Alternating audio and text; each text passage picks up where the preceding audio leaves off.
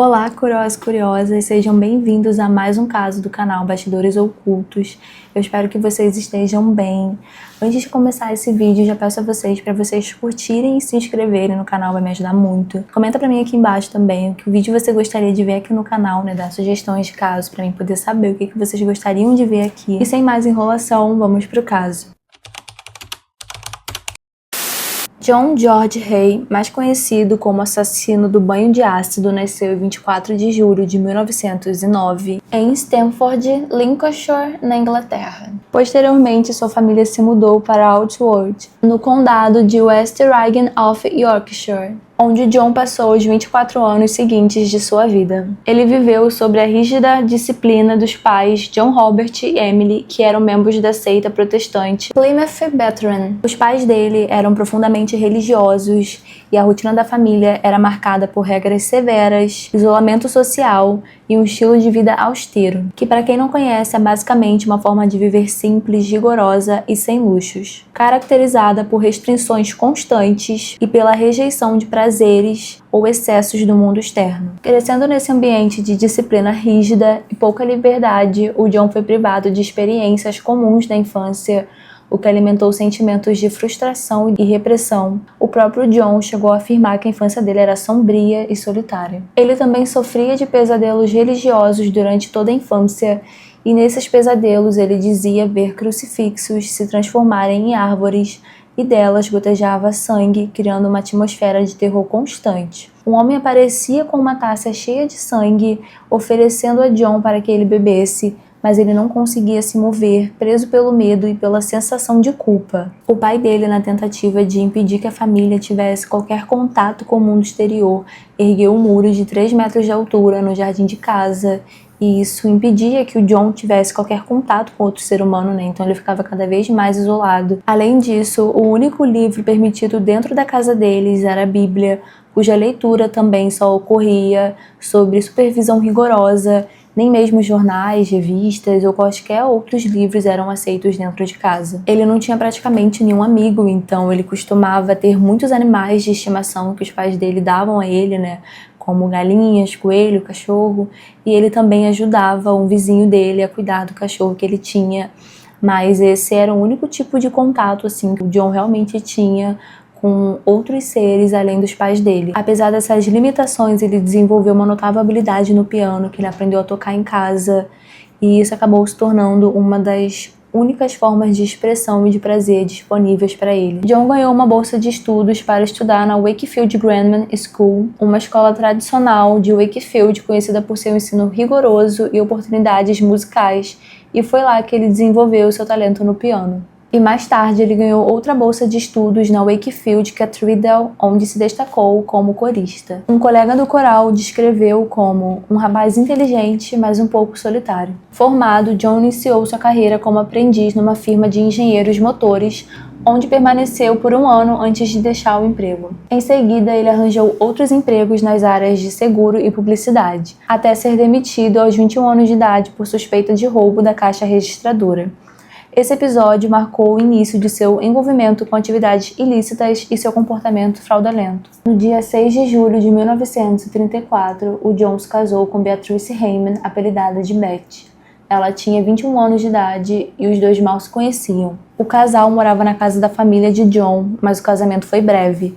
Em outubro de 1934, a Beth decidiu se separar do John após sua prisão por fraude, encerrando definitivamente o relacionamento dos dois. Além disso, a família dele, profundamente religiosa e conservadora, rompeu totalmente os laços com ele após a prisão, considerando a fraude uma desonra imperdoável. Enquanto estava preso, a Beth deu à luz a uma menina, fruto da relação dos dois, que ela entregou posteriormente para adoção. Os dois teriam se encontrado mais uma vez após a separação, e nesse encontro, John mentiu para Beth, afirmando que eles nunca haviam sido oficialmente casados, pois, segundo ele já estava casado com outra mulher na época. Entre 1934 e 1943, ele foi preso diversas vezes por cometer pequenos furtos e fraudes, convencido de que era esperto o suficiente para não ser pego pelas autoridades. Durante esses anos, ele começou a aperfeiçoar sua capacidade de manipulação e engano, aprendendo a falsificar documentos, mentir com persuasão e explorar vulnerabilidades de pessoas e empresas. Ele passou bastante tempo na prisão e lá acabou desenvolvendo a ideia de que, sem corpo, não há crime,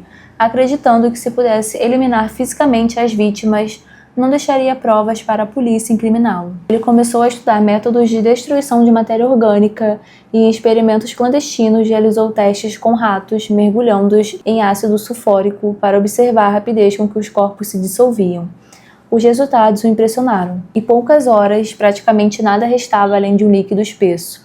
Convencido da eficácia desse processo, ele decidiu que, quando voltasse a cometer crimes, usaria o mesmo método para garantir que nenhuma evidência física pudesse ser encontrada. Após cumprir sua última pena, ele se mudou para Onslow Court, em South Kensington, e alugou uma sala e um porão, onde fez um laboratório improvisado, estocado com ferramentas, um conjunto para solda e um tonel de 40 galões de ácido sulfúrico. Na noite do dia 9 de setembro de 1944, ele atraiu seu antigo patrão e amigo, o William McSwan, para o porão que havia alugado com a desculpa de mostrar um novo projeto de engenharia que estaria envolvido. Assim que William entrou no local, John o atingiu na cabeça com um golpe repentino de martelo, além de cortar sua garganta e beber o seu sangue.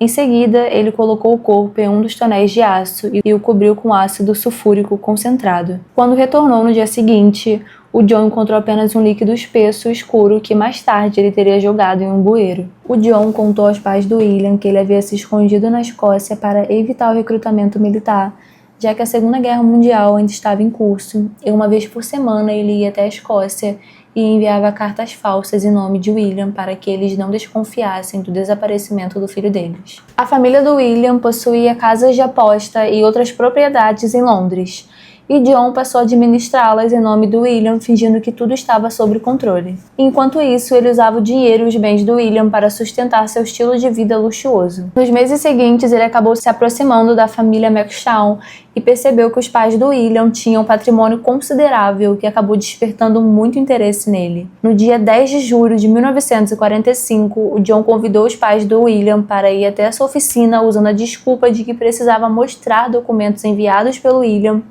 e lá ele espancou os dois, matando-os e dissolvendo seus restos mortais em ácido, assumindo em seguida a posse total dos bens da família McShawn por meio de documentos falsos. Os bens incluíam 5 casas e uma pequena fortuna em títulos. Após cerca de 3 anos, em fevereiro de 1948, depois de gastar seu dinheiro com jogos, investimentos mal-sucedidos e um estilo de vida luxuoso, o John voltou a ficar sem dinheiro. Diante dessa situação, ele começou a procurar por novas vítimas abastadas, sempre visando ganhar dinheiro rapidamente e manter seu estilo de vida luxuoso. Ele se apresentava como um homem elegante e bem-sucedido, conquistando a confiança das pessoas antes de executar seus crimes. As vítimas seguintes foram Ash, de 52 anos, e Rosalie Anderson, de 41. Ele atraiu Ash para sua nova oficina em Crawley, no sul de Londres, com o pretexto de mostrar uma invenção a ele. Lá, Ash foi baleado na cabeça com a sua própria arma que teria sido roubada em sua casa pelo John. Em seguida, ele atraiu a Rosalie dizendo que o marido dela estava doente.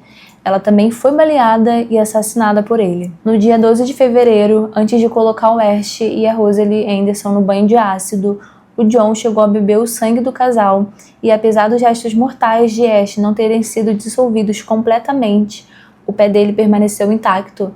O John acabou jogando no canto de um quintal. Ele também falsificou documentos em nome do casal e conseguiu obter um valor de $12.000 do patrimônio deles. O casal também tinha um cachorro que, assim que eles foram assassinados, John, por algum motivo, acabou pegando e ficando com ele. Para esconder o desaparecimento do casal, o John se passa pela Rosalie e ele envia uma carta longa ao irmão dela. Nessa época, ele namorava uma mulher chamada Barbara Stephens, a quem deu algumas roupas da Rosalie. E só para reforçar, a Bárbara, a namorada dele, ela não sabia o que estava acontecendo, então para ela as roupas eram apenas um presente. Ela nunca imaginou que as roupas pudessem ser de uma pessoa falecida. A essa altura, depois de muito tempo sem ter nenhum contato ou de saber sobre a irmã dele, o Burling, o irmão da Rosalie, ele já estava querendo ir à polícia para poder relatar o desaparecimento do casal. No entanto, o John, ele sabia que se o Burling fizesse alguma denúncia, isso poderia levantar alguma investigação e os policiais poderiam até acabar descobrindo sobre ele. Ele convence o Berlin a não denunciar, então ele diz que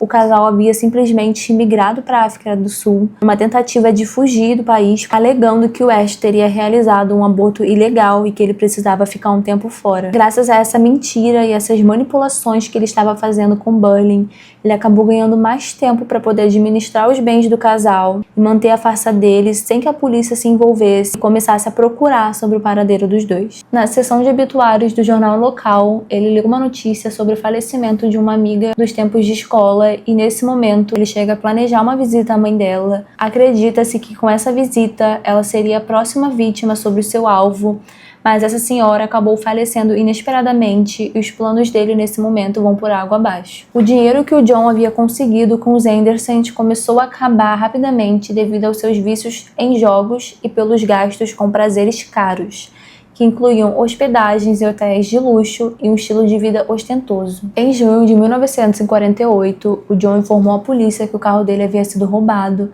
mas pouco tempo depois ele foi encontrado destruído ao pé de um penhasco. Menos de um mês depois, a polícia localizou um corpo não identificado nas proximidades, mas os agentes concluíram que os dois incidentes não estavam relacionados. Mesmo após sua prisão, o John negou ter tido qualquer relação nesse caso. Ele chegou a dizer para sua namorada, a Bárbara, que ele queria receber o valor do seguro do carro e ele teria levado ela até o local que o carro estava nesse penhasco, o que fez com que ela começasse a suspeitar das atitudes do futuro marido. Por volta de fevereiro de 1949, ele se aproximou de uma senhora idosa e rica. A senhora Olive Durand, de 69 anos, que morava no mesmo lugar em que ele, em Oslo Court Hotel, em Kennington. E, obviamente, as intenções dele com essa mulher não eram as melhores. Ele teria abordado ela para conversar sobre um esquema de comercialização de unhas artificiais após se passar por engenheiro e a convidou para seu laboratório de Crowley, atirando nela e supostamente cortando sua garganta para beber um copo de seu sangue antes de colocá-la no tonel de ácido. Ele também chegou a retirar seus pertences, incluindo o casaco de pele. Demorou uma semana para o ácido dissolver o corpo dela. O dinheiro que ele havia conseguido com a última vítima estava acabando novamente e ele precisava pagar alguns empréstimos que ele tinha feito. Então, para ele, a única opção nesse momento era ir atrás de mais uma vítima para roubá-la. Ele chegou a convidar mais pessoas para irem até o seu esconderijo em Crowley, porém ninguém aceitou ir. Enquanto isso, o irmão da Rosalie, ele insistia que ele iria até a polícia depois de um falecimento repentino na família, o que causaria problemas para John caso a polícia decidisse começar uma investigação. Não demorou muito para que o John também convidasse o Berlin para sua oficina, porém, antes dele conseguir colocar o plano dele em ação, a gente sabia que ele ia executar também o Berlin, assim como ele fez com as outras vítimas. Uma amiga da Olive, ela percebe o desaparecimento da amiga e ela, 2 dias depois desse desaparecimento, ela envolve a polícia, o que deu início a uma investigação. Não demorou muito para que os detetives encontrassem uma relação, uma ligação entre o John e a Olive, então o John começou a ser investigado também, e nisso os policiais conseguiram ter acesso aos registros dele. Então eles descobriram que o John tinha passagem na polícia durante todo aquele período, de 34 a 43, por aí, por envolvimento em fraudes e roubo. E isso levantou muita suspeita sobre ele, porque, como eu falei, era uma senhora idosa, rica. Então o John começa a ser investigado e os detetives decidem averiguar o estúdio do John para saber o que estava acontecendo ali, se ele poderia realmente estar ligado nesse desaparecimento. E chegando lá, eles encontram os restos mortais, não só da Olive, mas também de outras pessoas. Em um dos tonéis de ácido havia 3 pedras biliares humanas e uma parte de uma dentadura que o dentista da senhora Olive identificou como dela. Um recibo de tinturaria para o casaco que ele havia roubado dela, o casaco de pele que eu falei, também foi encontrado nesse escritório dele, nessa oficina. E além disso, também foram encontrados outros papéis, outros documentos que faziam menção aos Andersons e aos McSwan, então, ligava ele diretamente aos desaparecimentos dessas pessoas. Em sua custódia, o John confessou todos os assassinatos, inclusive de outras 2 pessoas, sendo elas um homem chamado Max e uma mulher chamada Mary. Em seu depoimento, ele teria atacado os 2 atrás de sangue fresco. Durante o julgamento, o John tentou se declarar insano na esperança de escapar da pena de morte. Ele chegou a relatar aos jurados os pesadelos religiosos que sofria quando criança e afirmou que desde cedo tinha sonhos perturbadores envolvendo sangue. Em um momento, ele chegou a se autodominar um vampiro, alegando que sentia uma estranha necessidade de beber o sangue de suas vítimas. Porém, ficou confirmado que ele não consumia sangue com tanta frequência, então esse, entre aspas, argumento vampiresco dele caiu por terra, como uma estratégia voltada para reforçar a tese de insanidade mental, mas que não convenceu o júri. Para o júri, ele não matava por compulsão, mas para lucrar em cima das suas vítimas, que era realmente o que ele fazia. Ele pegava o dinheiro das pessoas, gastava e depois ele procurava novas vítimas. Ele também chegou a beber a sua própria urina na prisão, mas pelo que tudo indica, algum amigo médico dele teria comentado com ele que esse era um dos comportamentos de pessoas com insanidade. Então, teoricamente, ele ter bebido a urina dele não era um hábito dele, não era algo que ele fazia, mas ele fez nesse momento porque ele queria se passar como uma pessoa realmente com problemas psicológicos. No dia 18 de julho de 1949, após as tentativas de livrá-lo da sentença de morte por insanidade mental, o júri considerou ele culpado e apto. O tribunal impôs a ele uma sentença de morte. Ele foi levado para a forca e enforcado no dia 10 de agosto de 1949. Durante o período em que aguardava a execução, ele demonstrava uma estranha calma e chegou a declarar que acreditava em reencarnação, dizendo que voltaria um dia para terminar sua missão. Apesar de ter sido condenado à morte, seus pais nunca o visitaram na prisão. É isso, gente. O caso fica por aqui. Eu espero que vocês tenham gostado. Não esquece de curtir e comentar esse vídeo, por favor, vai me ajudar muito. Comenta pra mim aqui embaixo também o que você gostaria de ver aqui no canal, se você tem algum caso que gostaria que eu falasse. Muito obrigada por ter assistido até aqui. Deixa pra mim aqui embaixo também a sua opinião sobre esse caso. Eu espero que vocês fiquem bem, espero ver vocês aqui na próxima. Então, um abraço, gente, fiquem com Deus e até o próximo vídeo.